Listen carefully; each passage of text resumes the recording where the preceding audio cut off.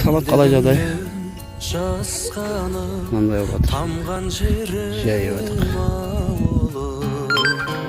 Күн ысыды. Бүгін 32 градус болды. Түніміз 15 градус. Сонда жауада болды.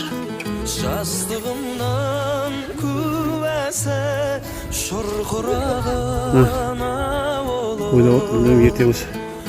Нормально су жіберіп жатыр. Соған осы егіп бастау керек сияқты. Екенде жаңа мен көшеттерді салып. Себебі күн дейтін жанып барады. Анаға шейін қиын баты сияқты. Арасынан іші. Қазір ашық қойып өтін бізді. Күнде жіберетін жаратқан қатыс.